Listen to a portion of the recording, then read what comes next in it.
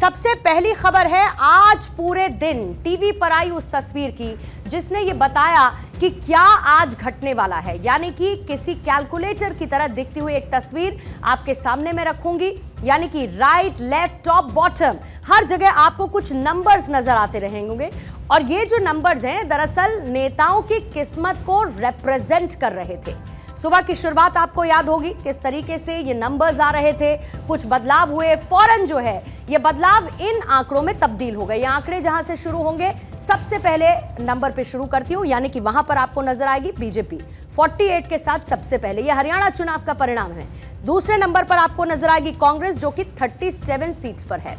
फिर आपको दिखाई देंगे अन्य जो कि 5 नंबर पर हैं 5 सीट्स के साथ, और फिर आपको INLD मेरे जस्ट राइट हैंड पर नजर आएगी 2 सीटों के साथ। ये हरियाणा चुनाव के परिणाम है। ये नंबर किस तरीके से सेटल हुए हैं ये उसकी एक झलक आपके सामने है। सबसे पहले आप ये देख लीजिए, एक बार फिर से रिपीट कर देती हूं, मेरे एक्सट्रीम राइट की तरफ वहां पर बीजेपी 48 पर है।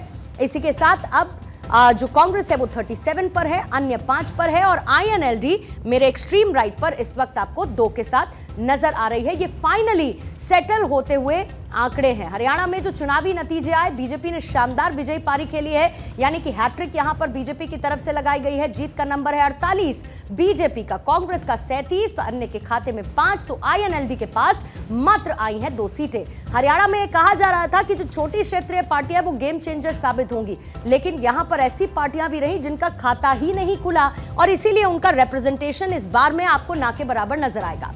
लेकिन उनके क्योंकि खाते ही नहीं खुले, INLD जिसके 2 सीट जिसके पास आई है, ये आपकी तस्वीर है उसके सामने। अब हरियाणा चुनाव के बाद जम्मू कश्मीर की बात कर लेते हैं, क्योंकि जम्मू कश्मीर में इस बार साथ में कौन कौन था? नेशनल कॉन्फ्रेंस और कांग्रेस साथ में थी। PDP अपनी जीत के दावे कर रही थी, बीजेपी कह रही थी कि डबल इंजन की सरकार, हम फायदा जनता तक पहुंचाना चाहते, विकास की बयान किस तरीके से नंबर्स में रिफ्लेक्ट हुआ है। सबसे पहले सबसे बड़ी पार्टी के साथ शुरू करती हूं जो कि आपको नेशनल कॉन्फ्रेंस प्लस नजर आएगा, यानी कि नेशनल कॉन्फ्रेंस और साथ ही कांग्रेस। यहां पर मिलकर इन्होंने कितनी सीटें जीती है? 48 सीट्स अपने नाम की हैं। फिर उसके बाद दूसरे नंबर पर आपको बीजेपी नजर आएगी, बीजेपी ने 29 सीटें हासिल कर ली हैं।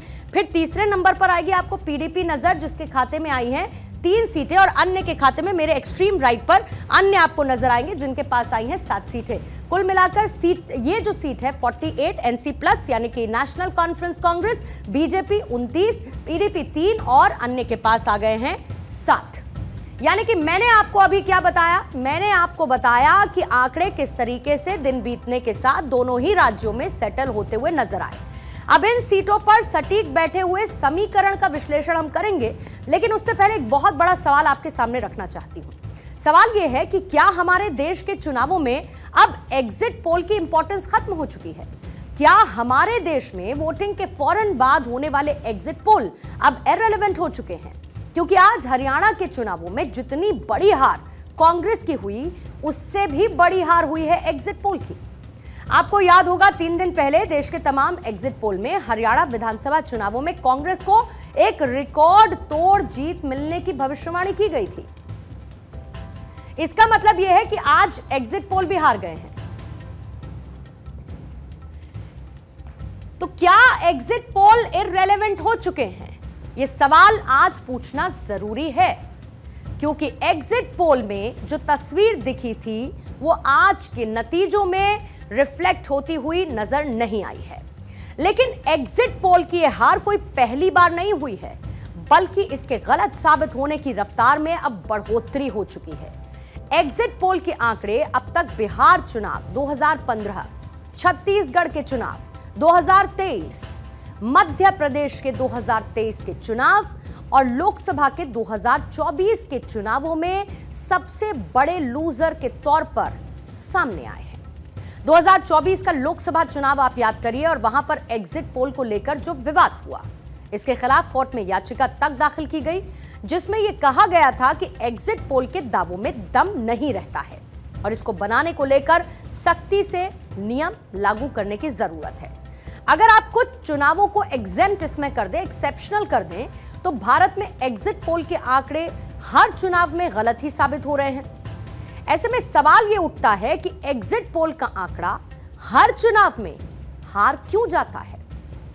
आइए कुछ पॉइंट्स के जरिए आपको इसको समझाने की कोशिश करती हूं। एग्जिट पोल के गलत नतीजों के पीछे सबसे बड़ी वजह समय की कमी हो सकती है, क्योंकि चुनाव कराने के लिए एक पूरा का पूरा सिस्टम काम करता है, लंबा वक्त लिया जाता है, रिसोर्सेस उसमें खपाई जाती हैं।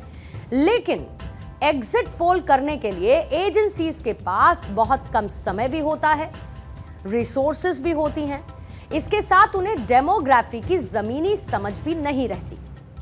मसलन उत्तर प्रदेश के फर्रुखाबाद का रहने वाला एग्जिट पोल कंपनीज का एक कर्मचारी दिल्ली में नौकरी करने के बाद हरियाणा का जमीनी हाल 1 या 2 दिन में चंद लोगों से बात करते हुए सटीक नहीं बता सकता है।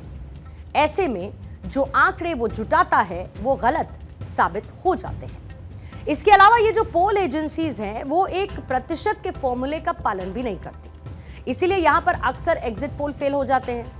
1% का फॉर्मूला यानी कि 1% का जो फॉर्मूला है वो मतलब क्या है, यानी किसी भी एक सीट पर कुल जितने वोटर्स हैं उसके 1% वोटर्स की राय लेने को 1% फॉर्मूला कहा जाता है। इसमें जेंडर, जाति का खास ख्याल रखना जरूरी होता है। चलिए और इसको सिंप्लीफाई करने के लिए आपको मैं एक एग्जाम्पल के साथ समझाती हूं। अगर हरियाणा की किसी एक सीट पर 2 लाख वोटर्स हैं तो उस सीट पर करीब 2000 लोगों की राय ली जाए, तभी एग्जिट पोल के सही होने की संभावनाएं बनी रह सकती हैं। हरियाणा में विधानसभा की कुल मिलाकर 90 सीटें हैं और इस लिहाज से पूरे राज्य में करीब 1,80,000 लोगों की राय लेने पर ही एग्जिट पोल के सही होने की संभावनाएं बन सकती हैं। और छोटे चुनावों में तो यह मुमकिन हो सकता है, लेकिन बड़े चुनावों में यह संभव नहीं। ऐसे में ये आंकड़े अक्सर गलत साबित हो जाते हैं। एक बार फिर से इसको समझिए, क्योंकि ये जो 1% का फॉर्मूला है यही तय करता है कि एग्जिट पोल कितने सही और कितने गलत साबित हो सकते हैं। छत्तीसगढ़ चुनावों का जरा हाल देख लीजिए। एग्जिट पोल जब आया तो कांग्रेस की जीत बताई गई, लेकिन असल नतीजे क्या रहे छत्तीसगढ़ के 2023 के चुनाव में? वहां पर बनी बीजेपी की सरकार। मध्य प्रदेश में भी एग्जिट पोल में कांग्रेस की जीत बताई गई, लेकिन असल नतीजे में बीजेपी की जीत मध्य प्रदेश के 2023 के चुनावों में हुई। लोकसभा चुनाव को तो अभी बहुत ज्यादा वक्त नहीं बीता है, ऐसे में एग्जिट पोल में बीजेपी को बहुमत मिलते हुए दिखाया गया था। और जब असल नतीजे आए तो बीजेपी को फुल मैंडेट नहीं मिला, जिसके बाद गठबंधन करते हुए बीजेपी ने लोकसभा में तीसरी बार अपनी सरकार बनाई। भारत में दरअसल एग्जिट पोल दिखाने की परंपरा जो है वो साल 1980 के दशक में शुरू हुई थी, लेकिन उस वक्त सिर्फ मुद्दे आधारित पोल छपते थे। 1996 आया, CSDS ने एग्जिट पोल तैयार किया था। यह एग्जिट पोल दूरदर्शन पर टेलीकास्ट किया गया और उस समय चुनाव में CSDS ने अपने एग्जिट पोल में किसी भी राजनीतिक दल को मेजॉरिटी नहीं दी थी और चुनाव के नतीजे भी कुछ ऐसे ही आए थे। फिर 1999 जहां पर एक प्राइवेट टेलीविजन आने के बाद एग्जिट पोल की चांदी शुरू हुई। आज की तारीख में देश के अंदर 10 बड़ी एजेंसीज इसको तैयार करती हैं और इसमें Axis My India, C Voter, Chanakya, Jan Ki बात, पोलस्ट्रैट कुछ इंपॉर्टेंट नाम हैं। इसके अलावा भी बहुत सारी एजेंसीज हैं जो कि इन एग्जिट पोल्स को करती हैं। दुनिया के जो बाकी देश हैं वहां पर भी एग्जिट पोल की एक परंपरा है, चलन है। सबसे पहले अमेरिका में, जहां साल 1936 में अपना चुनावी एग्जिट पोल कराया और उस समय जॉर्ज गैलप और क्लाउड रॉबिन्सन ने न्यूयॉर्क में यह एग्जिट पोल किया था। और ये वही जॉर्ज गैलप हैं जिनकी गैलप एजेंसी अब दुनिया भर में कई सर्वे रिपोर्ट्स को जारी करती है, जिनकी एक रिपोर्ट कल भी 9 PM स्पेशल में मैंने आपके सामने रखी थी। खैर, हरियाणा विधानसभा चुनावों में जब कांग्रेस की हार हुई उसके बाद वो जरूर इस पर मंथन करेगी, लेकिन हमारा मानना है कि एक मंथन एग्जिट पोल बनाने वाली उन एजेंसीज को भी करना चाहिए जो बार बार हार के बावजूद खुद में कोई बदलाव किए बिना अगले चुनाव में गलत साबित होने की धूल को झाड़कर एक बार फिर से खड़ी हो जाती हैं, एग्जिट पोल करती हैं और फिर नतीजे आने पर सबसे बड़े लूजर साबित होती हैं। ये तो हो गई एग्जिट पोल की बात, जिसको लेकर अब लोगों का यह भी कहना है कि जो नतीजे एग्जिट पोल दिखाता है, जो अनुमानित नतीजे दिखाता है एग्जिट पोल, असली नतीजा उससे बिल्कुल उलट होता है।